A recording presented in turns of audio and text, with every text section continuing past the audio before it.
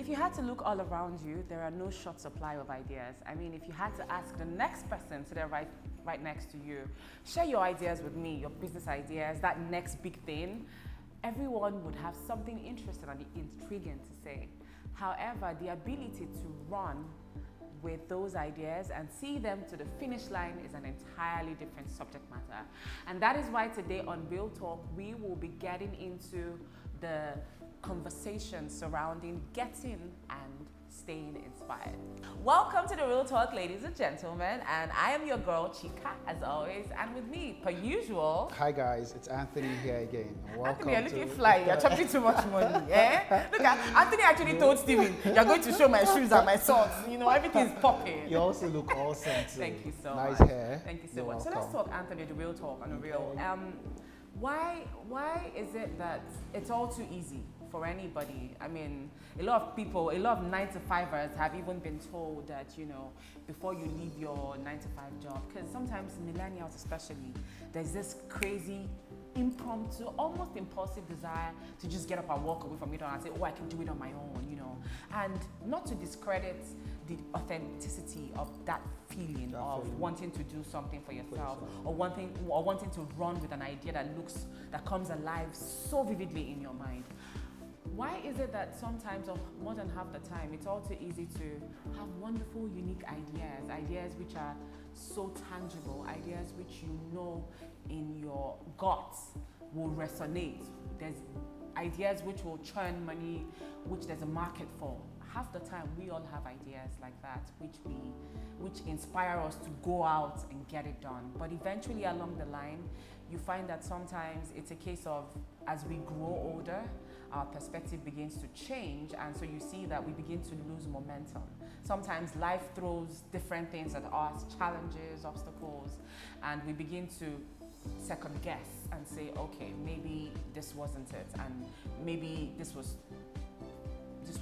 maybe this move was ill-timed, and we begin to make all these rational excuses for that inspiration which we first had. And then you find that little by little, we begin to mellow or cool off. And it's looking like a case of dead on arrival. Why do you feel it's that way sometimes? For me, I just think it's easy to fall into that trap when maybe starting out a business or starting out whatever. It doesn't have to be a business, whatever it is in life. Especially when you have a projected goal in mind and you're starting to see that you're not getting traction, maybe after a while of doing something you feel like, you know, this is what I'm gunning for, and after a while and you're not getting traction, it's just normal, or I think it's part of being a human to start to second guess yourself, to somehow lose that zest that you started with, or the fire that you started with. And I think it's just normal. But one thing that I know is, if for any reason we find ourselves in that spot, you know, getting to that spot isn't bad, but staying there, that's where the problem is. Okay. You get it? So would you say it's a case of being totally unprepared, or would you say sometimes you can chalk it up to maybe overshooting? You know how when the hype is real, like, oh, I'm going to do this is going to go this way. So in your head, you've made projections as to how you think that idea you have, which you've been inspired by. You have pictures in your mental as to how it will go, but then maybe you've overshot, or maybe you just haven't thought it through to the end. And sometimes people will say, oh, don't overthink it, you know, just start, do it, make it up as you go. So would you say that some of those things can also come into play when it comes to getting inspiration but losing it at some point? Right. True, from an angle it can, but I'd like to think, don't box yourself or don't limit your expectations. Like, it's, if you want to do something and you have this very big crazy goal in mind, you know, go for it. And if at any point it feels like it's not forthcoming and you're starting to second guess yourself, what I think you should do is just backtrack and try to reevaluate those big audacious goals that you started with, and maybe kind of break them into smaller achievable goals that, you know, that over time, the summation of everything, you see yourself, shunning for that same, initial giant goal that you started with. So it's normal. I don't tell people to limit their goals. You see, start out with some crazy ideas, start out with some audacious goals. That's awesome. So that when you even want to fall back on something, you're falling back on something that's very tangible. You look back and see you've gone far, you've done something pretty good. But if at any point you feel like, you are getting uninspired or getting less motivated, maybe because you're not getting enough traction, in that space, just try to backtrack and reevaluate what you've done so far, and just find a way to break down those big audacious goals into maybe smaller ones that you can actually achieve, faster. Okay. So just to piggyback off what you've said in terms of taking stock of, how far you have come, the thrust of today's conversation will not center on whether or not you will be inspired. At every point in time in your life, there'll be moments where you feel like, okay, I've got this, I should do this. This is absolutely going to work. Yeah. The thrust of our conversation today will be centered on what are those things, if you're in a place right now where you're feeling like you're stuck in a rut, where you feel like you have lost momentum, where you're feeling like you don't even know how to proceed. You were inspired to start off something, you've put your fingers, you put your hands to the plow, and you're at the point where you're like, where do I go next from here? How do I keep this running for the long haul? If you're at that point in your life, then this conversation is for you. So listen up. What are certain things that you can do to ensure that you don't just get inspired, but you stay inspired for the long term, for the long course? My very first tip, which I personally had to apply to myself, is finding or remembering, consistently calling to mind your why. Now, this is why it's so important. I know that a lot of motivational speakers will often talk about what's your why. True. It's not a cliche, actually. It's very important to always remind yourself the reasons why you do what you do. True. That's the only single propeller as to what will push you, consistently to continue to run that race. If even kids, like little kids, with all of their curiosity, natural, innocent curiosity, will always ask you if they're told to do something. They ask why.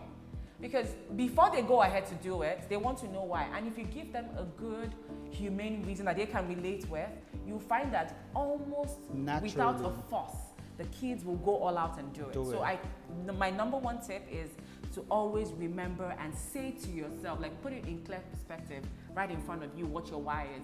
Is it to take care of your kid? For me, it's knowing that I have to raise my kid as a single mother and having that responsibility, knowing that I have gifts that I've been blessed with and I need to share those gifts with the world. That is my why, which I consistently have to remind, because it's all too easy to lose sight of your why and just forget why you do what you do, and then you begin to lose inspiration. True. That's awesome, Chika. Your why matters a lot. For me, what I do to keep myself inspired and motivated is, I know it's easy to fall into that trap of just not feeling good enough to want to move, carry on or do something. So what I do is I set up a system around what I do. So this is real estate. I sell properties for a living. I've built a system around what I do. So my business is structured in a way where I know, okay, at so time, this is what I'm supposed to be doing. I'm making sales calls. I'm doing follow-ups at so time. I'm scouting at so time. I'm posting at so time. I'm doing all of this at so time. So that when I fall into that trap, or I wake up, I'm not feeling so inspired to do something, because I have an already sort out template of, this is what you do at this time. This is what you do at this time. I just simply, it's like I'm getting reminders. Oh, do this now. So I don't have to start asking, what do I do today? I don't have to start asking, okay, when do I do this thing? It's already structured. That's the way I somehow build a consistency that grows into a habit in the long run. So and that's how I just... Which helps with your staying inspired. Yeah, so someone from the outside would think, oh, he's always inspired, he's always gingered, he's always... It's the systems you have set in place that help for everything to run as a fine unit. True, that's cohesively. It. That's true. That's so true. Another thing that comes to mind is just the natural nature, the triumphant nature of the human spirit. I'm sure you know, I mean, if you're online, if you research, if you read stories, true life stories, you know too many people who came from absolutely nothing, who when you read their stories, you're in awe as to how they made it out. out of the quagmire. You read stories of people like Nick Vujicic. I always have a problem saying his last name, but there's so many triumphant stories of people who literally rose from nothing into becoming everything and more that they thought they would be. And when you read stories like that, what that says to you is that it helps you connect on a human level, because you know that those people aren't spirits; they're actually humans with the same shortcomings that you have, humans with the same with the same humane abilities that you have. And so when you read those stories, what that does to you is to keep things in perspective and say, no, these challenges that are in front of you are not an absolute stopper as to achieving what you set your heart to. That's and it inspires you to continue.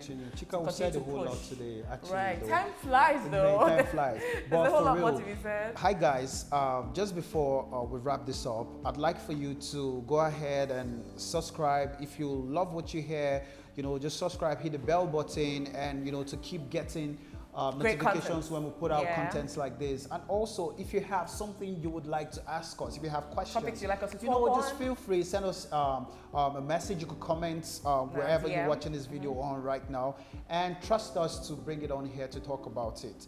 So that has been Real Talk. We love to talk, but time is flying. So I'm sure you took one or two things. Absolutely. Setting up structures, going back to your why when you feel so uninspired, and just reading up on triumphant stories that serve as a huge motivation. Absolutely great. Thank you so much for joining us on the Real Talk. We will see you with something even more interesting next time we meet.